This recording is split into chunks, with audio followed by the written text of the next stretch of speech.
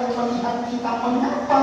Karena kita sadar Allah basir, Allah itu maha melihat.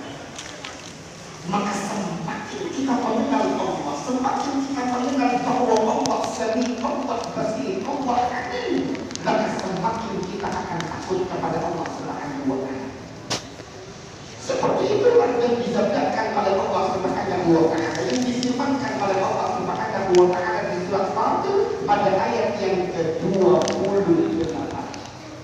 Innama yakhshallah min ibadihi ulama. Sesungguhnya yang takut kepada Allah itu hanyalah orang-orang yang mengenal Allah, yang mengenal Allah dengan segala sifat-sifatnya yang mulia.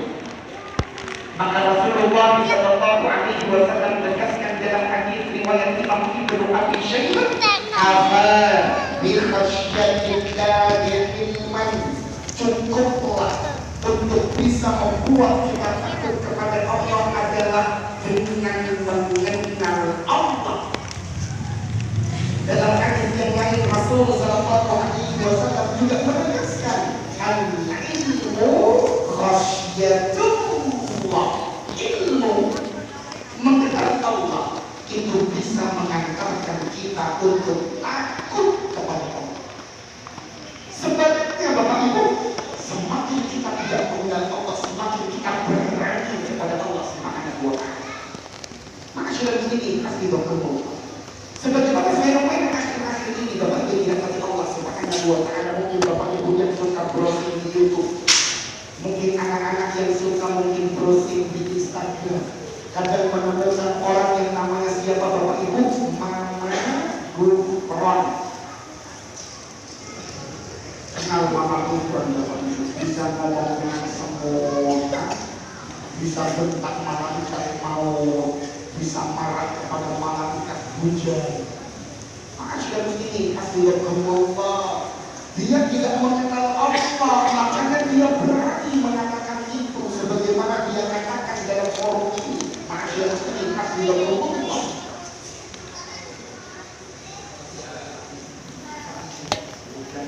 Dan sebagian dari malaikat, bukan makhluk dari malaikat, hanya hujan. Kalau hujan itu dan kita saja yang baik. Betul, sumpah demi Allah ya. Malaikat fakir ini orang umat ini yang terjadi. Ya, bagaimana Muhammad Gufron, walaupun akan dikasih mau, berapa yang tapi kalau sampai ada hujan, awal akan jadi.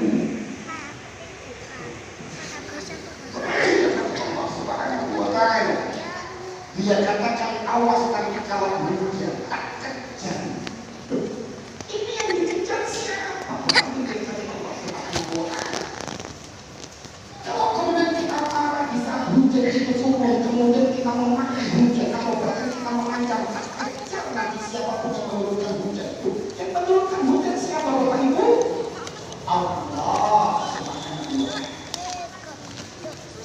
Makanya ma'asyar ini hafizahumullah di surat Al-Baqarah pada ayat yang ke-22 ini jelas betul, alladzi ja'ala lakumul arda firasyan was-samaa'a binaa'an wa anzala minas samaa'i ma'an fa akhraja bihi minas samaa'i rizqan lakum. Allah lah yang menurunkan dari langit itu hujan, yang dengan hujan itu Allah tumbuhkan tumbuh-tumbuhan, Allah tumbuhkan buah-buahan, Allah tumbuhkan sebagai rezeki untuk kami. Jadi berkaya betul, makanya masyarakat ini afidhahumullah, kita berhati-hati betul dengan hujan. Karena kadang-kadang kita sedikit-sedikit jengkel dengan hujan itu, hujan. Padahal yang menurunkan hujan siapa Bapak Ibu? Allah Subhanahu wa Ta'ala. Jengkel kita dengan hujan. Atau kadang kalau hujan rintik-rintik, gerimis tidak terlalu gerimis, deras tidak terlalu deras, kadang kita ngomong, ini hujan dan hujan. Terus dan sekalian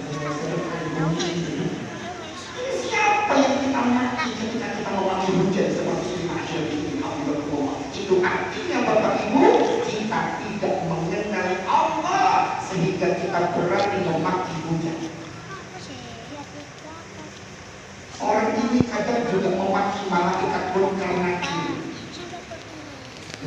Maya didatangi malaikat Munkar Nakir, malaikat Munkar Nakirnya diusir.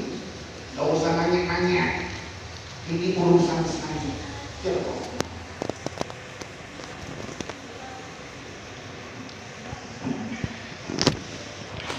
Santai lah. Oh, ini ada yang meninggal. Sholat dulu. Tanggung jawab. Sholat. Saya langsung menyambut nanti. Tanya-tanya yang urusan saya selesai. Ini malaikat Munkar Nakir orang yang mayat. Bapak itu dirahmati Allah Subhanahu wa Ta'ala. Orang-orang yang berani melakukan hal seperti ini itu berarti tidak mengenal Allah. Kita takut melakukan itu. Mengapa? Karena kalau sudah Allah memerintahkan malaikat Allah Subhanahu wa Ta'ala untuk mendatangi siapapun yang baru dikubur, itu tidak akan bisa ditolak oleh siapapun. Sesakti apapun orang itu tetap tidak akan bisa menolak kehadiran Munkar Nakir untuk menanyakan man rabbuka.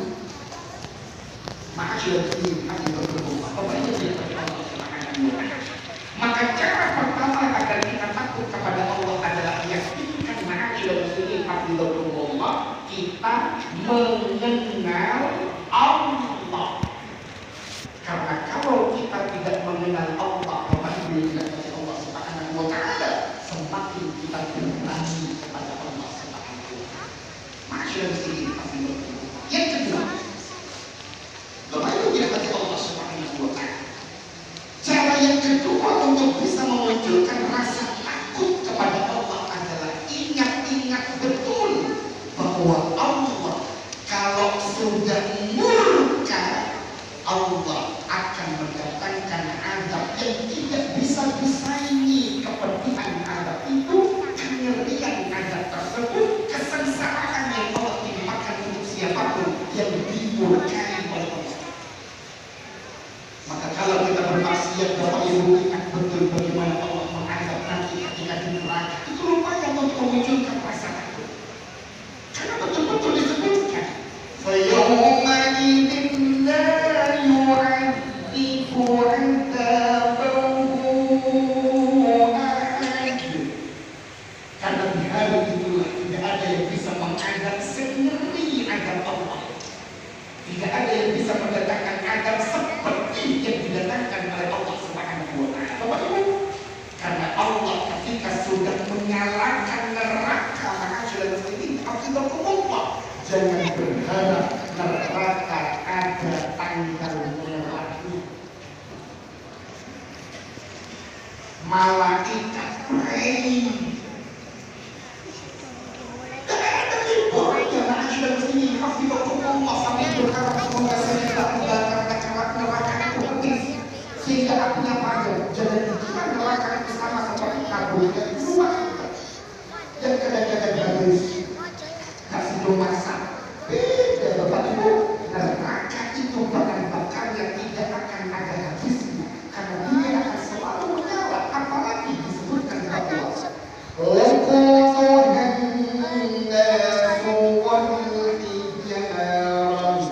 bahan bakar neraka adalah penghuni neraka itu sendiri. Jadi kalau penghuni neraka itu kekal di dalam neraka, maka sekekal itulah api neraka.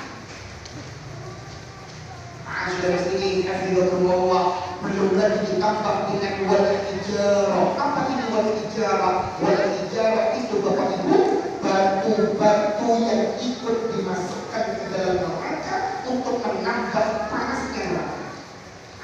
Batu-batu apa? Ya batu-batu yang telah disempat dalam kehidupan orang-orang kafir. Entah berhala Lata, entah berhala Uzza, entah berhala Ma'ad. Yang ketika dalam kehidupan orang-orang kafir, mereka menyembahnya, mereka memohon perlindungan darinya, mereka meminta kepadanya. Kata Allah Subhanahu wa Ta'ala dalam surat Al-Anbiya, innakum wa ma ta'buduna min dunillah hasabunya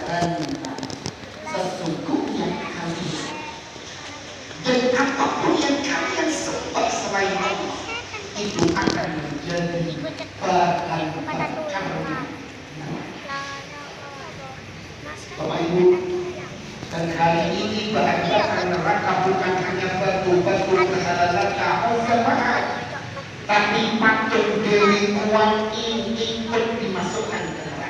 Patung Dewi Kuan Yin, patung Brahma, patung Shiva, keris-keris pusaka yang disembah, ombak-ombak sakti yang disakralkan, odong-odong yang sering disebut kiai, bentuk-bentuk sakti, Rahman, itu semua akan dibakar, masuk ke dalam neraka.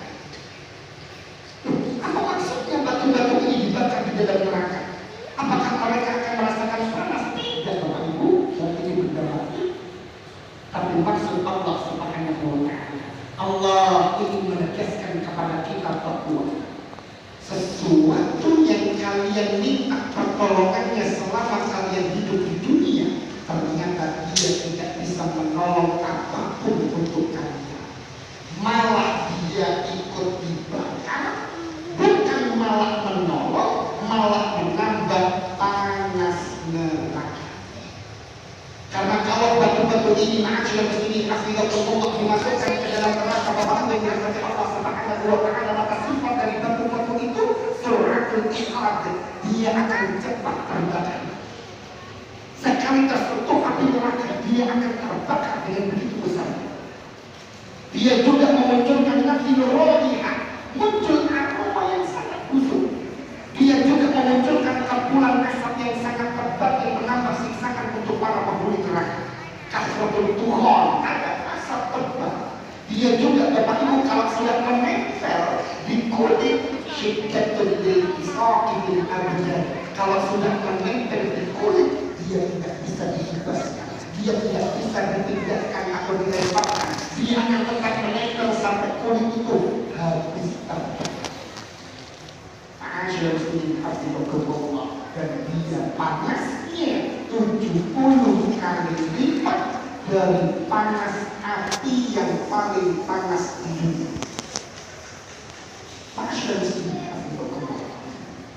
Hal-hal seperti ini kalau kita ingat, Bapak Ibu, kita akan takut kepada Allah Subhanahu wa ta'ala. Betul lagi masyarakat ini pasti berkumpul. Para penghuni neraka akan diberikan makanan-makanan yang mengerikan. Beda dengan penjahat, kalau di penjara makanannya masih enak, Bapak Ibu. Bahkan bisa saja keluar penjara bawa uang lebih daripada di luar penjara. Karena kalau di luar penjara belum tentu dia makan 3 kali sehari. Kalau di penjara pasti makan 3 kali sehari. Tapi kalau di neraka, masyarakat muslimin Allah, kalaulah ada makanan diberikan untuk penghuni neraka, apa makanannya? Pertama, hori. Laisa lahum ta'amun illa min dhariyah. Ada satu menu makanan neraka namanya hori. Hori itu, Bapak Ibu, kalau dimakan tidak menghilangkan rasa kenyang, tidak menghilangkan rasa lapar, sama saja, bahkan membuat dia tersisa dengan bodi. Panasnya bukan main ini makanan masyarakat muslimin afidullah. Jadi kalau diberikan makanan bodi itu bukan alat beristirahat penghuni neraka. Makanan yang disiapkan oleh penghuni neraka itu malah untuk menambah siksa untuk penghuni neraka. Kalau tidak mau beri, Bapak Ibu, maka Allah siapkan menu yang lain. Kalau mangan warung, Bapak Ibu, tidak suka bahasa bisa pilih bebek, tidak suka bebek bisa milih telur dadar. Tapi di neraka dan suka beri, maka pilihan yang kedua adalah zakum. Apa itu zakum? Ma'asyil muslimin hafizakumullah. Zakum itu disebutkan di surat As-Saffat pada ayat 22 sampai 63. Disebutkan pula di surat At-Dukhan pada ayat 43 sampai 46. Dan sebagai gambaran ngerinya buah zakum, kata Nabi sallallahu alaihi wasallam,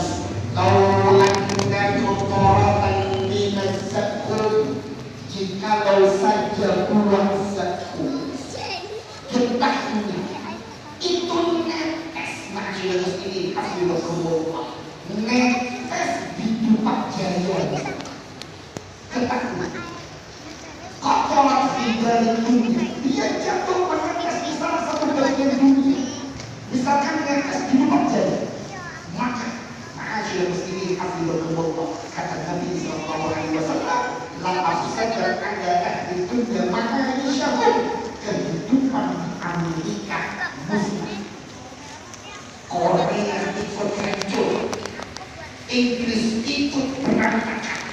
Padahal yang berantakan itu cuma satu detak saja, tapi semua kehidupan dunia musnah. Kalau Afrika hancur, kalau Israel hancur, maka